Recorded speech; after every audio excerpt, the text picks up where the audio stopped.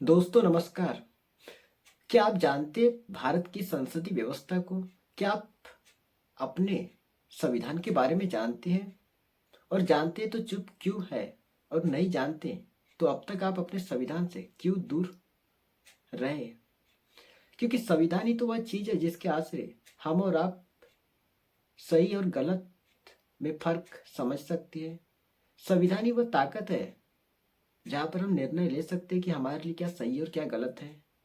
और दूसरी तरफ इस देश में क्या चल रहा है, क्या हो रहा है, इसकी भी जानकारी तो हमें मालूम होनी चाहिए कि इस देश में कितना सही हो रहा है, कितना गलत हो रहा है।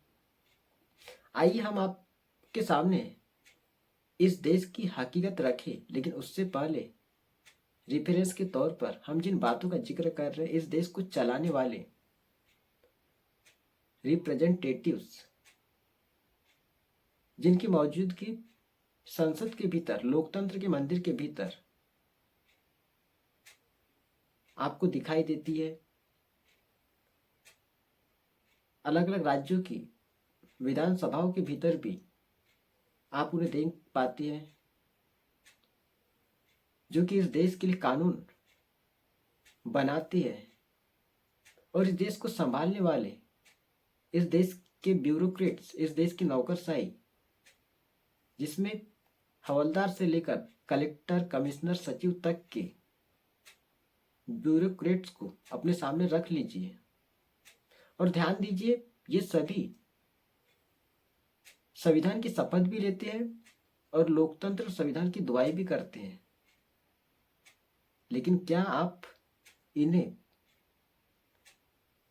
संविधान की शपथ, लोकतंत्र और संविधान के तहत काम करते हुए देख पाते हैं क्या?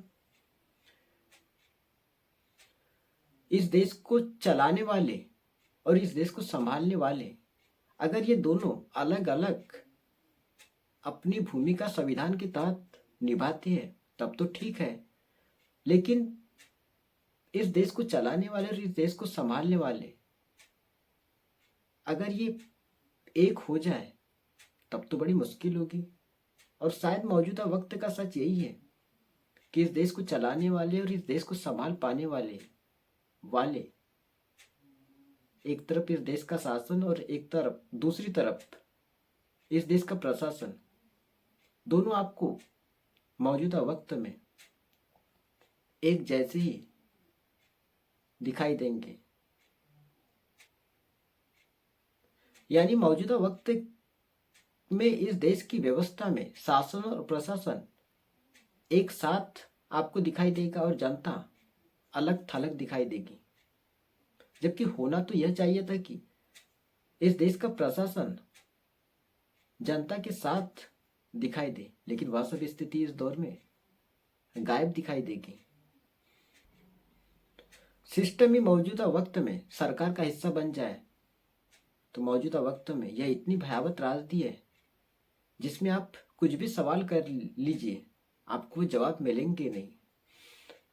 इस देश के भीतर 2014-15 के बाद से जब लोकतंत्र के पिलर्स को ही ढाने का काम किया गया, लेकिन इस देश के प्रशासन की तरफ से वो आवाज उठ ही नहीं पाई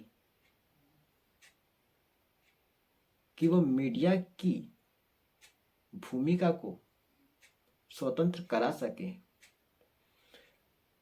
उसके बाद आप ध्यान दीजिए, इस देश के भीतर नौकरशाही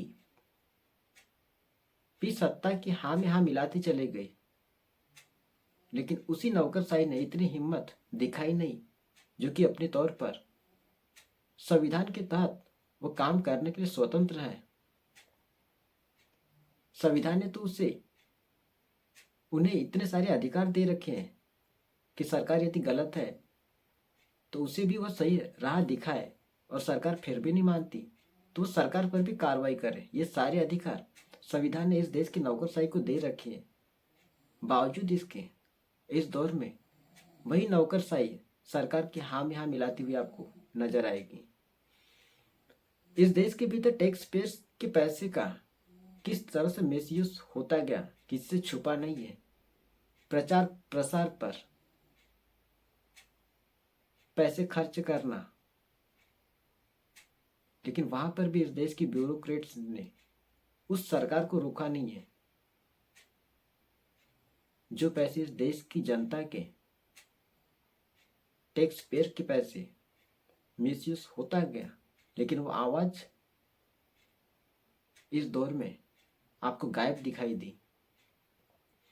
इस देश में जुडिशियरी के फैसले भी सरकार के अनुकूल होते चले गए, लेकिन इस देश के भीतर वह आवाज ही गायब थी, जहां पर वह सरकार को आईना दिखा सके। क्या आप कल्पना कर सकते कि चुनाव आयोग में भी सरकार अपने तौर पर नियुक्तियां करे, लेकिन इस दौर में चुनाव आयोग में भी नियुक्तियां सरकार अपने तौर पर करती है, लेकिन इस दौर में सरकार का विरोध करने के लिए कोई सामने नहीं आया। यानी इस दौर में सरकार इतनी ताकतवर आपको दिखाई दी कि उसकी हाँ के हाँ में प्रशासन मिलता चला गया, लेकिन प्रशासन ने उस सरकार को रोकने का काम बिल्कुल नहीं किया। इस देश में टैक्स पेयर्स के पैसे से देश चलता है, लेकिन क्या आप जानते हैं कि इस देश की गरीब जनता पर ही सबसे ज्यादा टैक्स की मार होती है।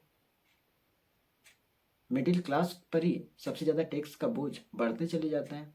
इस देश का बजट 48 लाख करोड़ रुपए का है, उसमें से 43 लाख करोड़ रुपए जीएसटी और डायरेक्ट टैक्स के जरिए सरकार वसूलती है, लेकिन इसकी फिक्र इस देश के प्रशासन को होती ही नहीं। इस देश में लंबी फेरिस्त है जिसका जिक्र हम आपसे करेंगे, और सरकार आपको कटघरे में खड़ी होती हुई दिखाई देगी। आज की तारीख में $1 की कीमत 85 के पार हो चली है। रुपया कमजोर हो गया है। क्या आप जानते हैं इसका असर क्या होगा? महंगाई बढ़ते चली जाएगी। इस देश के भीतर यदि सरकार की उपलब्धियों को आप देखें तो 5 किलो अनाज के सिवाय आपको कोई दूसरी उपलब्धि सरकार की दिखाई देगी नहीं। और आखिर में मैं आपको हो सकता है समझा पाऊं, तो ध्यान दीजिए, आपके घर में जो कोई भी मुखिया होगा, और ये मानकर चलिए कि आपके घर की आर्थिक परिस्थितियां गरीबी के तहत है, गरीबी रेखा के तहत है, तो यकीनन आपके घर का मुखिया अपने घर की आर्थिक स्थिति के अनुकूल होगा। वहां पर घर के मुखिया की रईसी होगी नहीं। लेकिन क्या आप कल्पना कर सकते हैं कि दुनिया के मानचित्र पर भारत की मौजूदगी गरीब देश के रूप में है, लेकिन इस गरीब देश का प्रधानमंत्री, उनकी रईसी इस देश के भीतर कहां तक चले गई है? 84 8.5 करोड़ का A1 हवाई जहाज, उनके काफिले में सैकड़ों करोड़ रुपयों का खर्च होना, और अलग अलग जब जिक्र उनको लेकर होता है, पीएम की रईसी को लेकर, यानी इस देश का प्रधानमंत्री रिच, उनकी अपनी रईसी, और इस देश के लोग गरीब।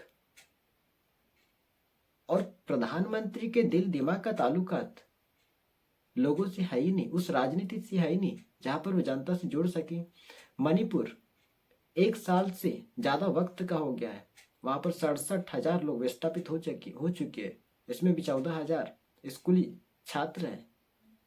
अब तक मणिपुर वहां पर दौरा नहीं की प्रधानमंत्री ने। तो क्या प्रधानमंत्री को मणिपुर जैसी जगह भी नहीं दिखती कि जहां पर वह मणिपुर के लोगों का हाल जानने के लिए चले जाए?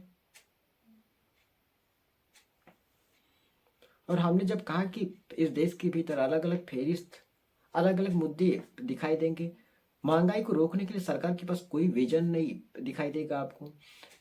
इस देश में बढ़ती बेरोजगारी, उस बेरोजगारी को कैसे कम किया जाए, इसके लिए भी सरकार के पास कोई विजन नहीं। और सबसे बड़ी बात तो स्वावलंबन की सोच इस देश के भीतर गायब हो गई। यानी लोग खुद पर डिपेंडेंट रहे, यह सोच तो मौजूदा सरकार ने खत्म कर दी। और इस देश के भीतर लोगों की तादाद 5 किलो अनाज या फिर लाभार्थी के रूप में बढ़ती चली गई, जहां पर लोग सरकार पर डिपेंडेंट होने लगे। तो यह कौन सी सोच और कौन सी मानसिकता है? क्या इस राजनीति को बदलने का वक्त नहीं आ गया है? जरूर आया है, और जनता चाहे तो इस राजनीति को बदल सकती है। क्योंकि इस देश का सच तो यही है कि इस देश का हर पॉलिटिशियंस आपको एक जैसा दिखाई देगा, हर पॉलिटिकल पार्टीज आपको एक सर्किल दिखाई देगी, जिसमें कोई पॉलिटिशियंस और कोई भी पॉलिटिकल पार्टीज जनता के साथ होती नहीं है। क्योंकि सत्ता में आने के लिए हर कोई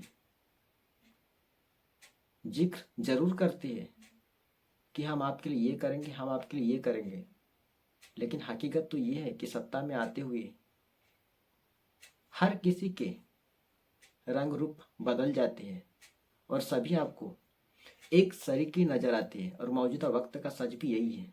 बहुत बहुत धन्यवाद।